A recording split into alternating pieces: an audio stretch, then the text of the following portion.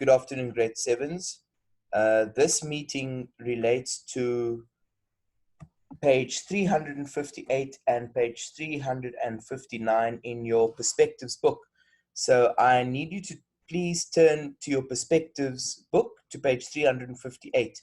And what you needed to do here was a short summary of the previous reading lesson, which was based on these two pages, page 356, Rethinking the Wild, and page 357.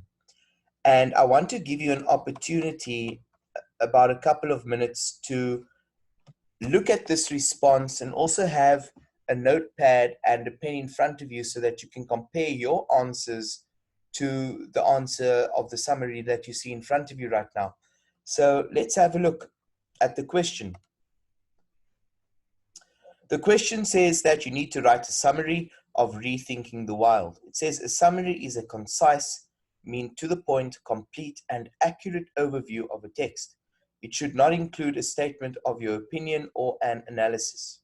So here we had to just restate the main important points and facts in the story that we have read.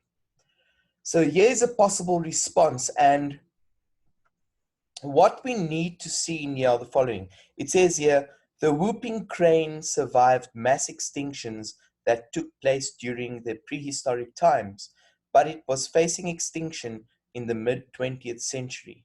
So in your notepad, I would like you to please write down the following.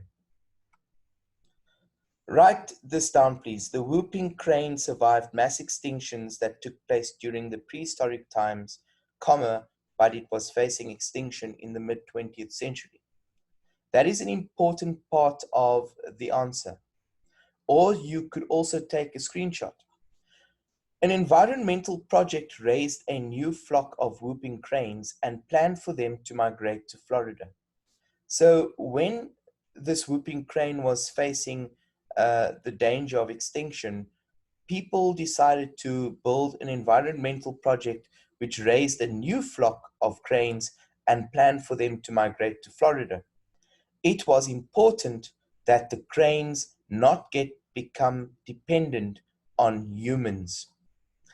And that was one of the problems in the story that we saw. However, a local family had a very good reason to want to spend time around them, which presented a challenge to the scientists. So if you remember from lesson 1, the reading part, you would see that there was an old couple that the crane often visited, and the husband of the couple had a problem. He had a bit of a disease called Alzheimer's, and the crane visiting him helped him. It made him happy. And the lady kept on inviting the crane into a garden which she fed. So that was the problem there.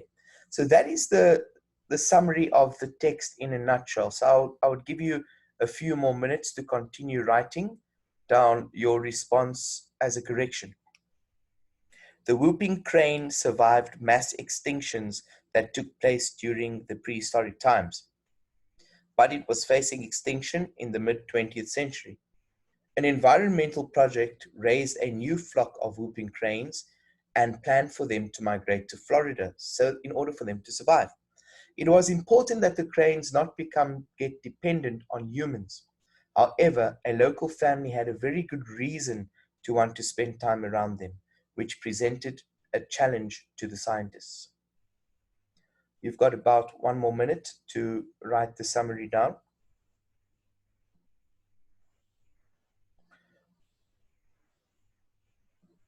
Or you could take a picture of the summary.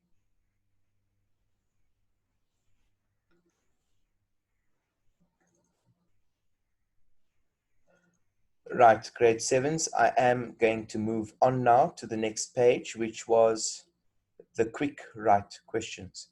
Also keep your phones ready in case you would like to take a photo of the corrections. So on page 359, you had to respond to a quick write question. And over here we see the following. It says, consider class discussions, presentations. Obviously, this we haven't really done, but in our previous lesson, I have discussed the story with you, or the video, your own knowledge, and the launch text as you think about the prompt. Record your first thoughts here. And here's the prompt. Are the needs of people ever more important than the needs of animals and the planet?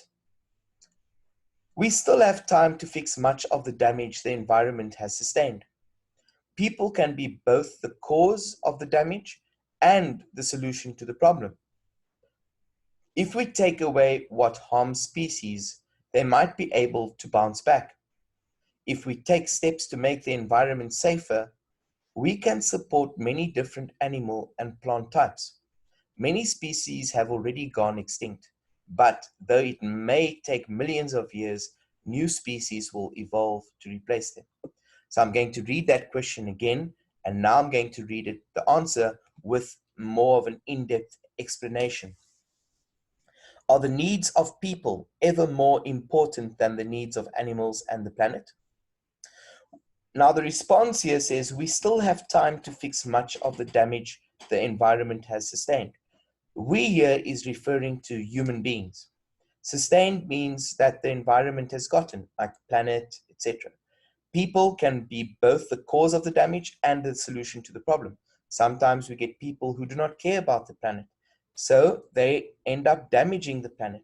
But sometimes we get people who care, and those kinds of people that care can be the solution to the problem. If we take away what harms species, things that harm species, okay, they might be able to bounce back. Meaning we might be able to solve the problem. If we take steps to make the environment safer, we can support many different animal and plant types. Sometimes we need to look more after our environment. We need to make it safer. We need to take care of certain things on our planet. Many species have already gone extinct, but though it may take millions of years, new species will evolve to replace them. So the writer or the answer is also looking at a positive way. So some species are extinct, but new species will evolve to replace them. So I quickly want you to either take a screenshot of that, or I'll give you another minute or so to write down some of your responses and compare them to your response.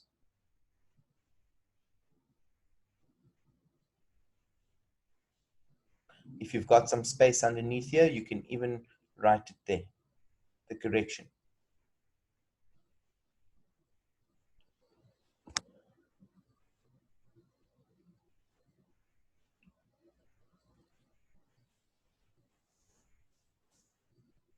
Okay, grade 7s, that was our correction lesson for today.